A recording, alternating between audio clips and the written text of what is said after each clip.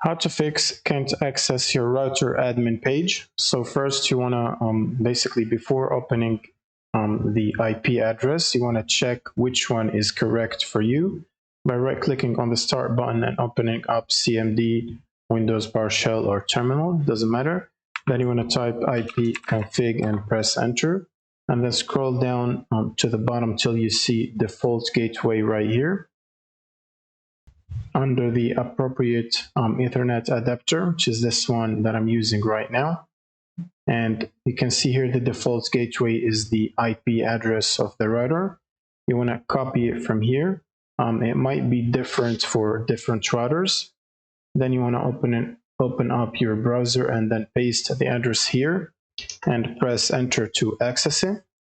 Now make sure before actually going to this address that the router is connected to your computer, even if there is no internet.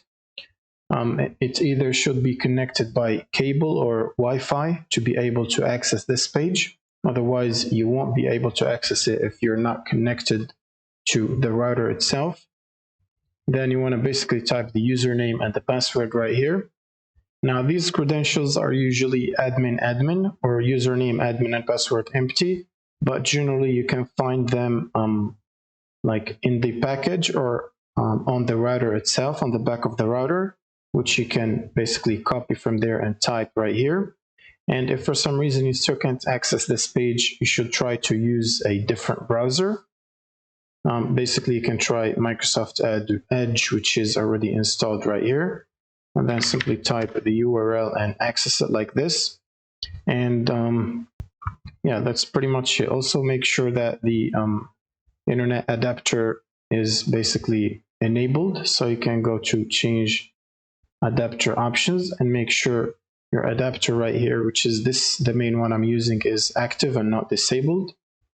And you can basically check this set to obtain IP address automatically and the DNS as well.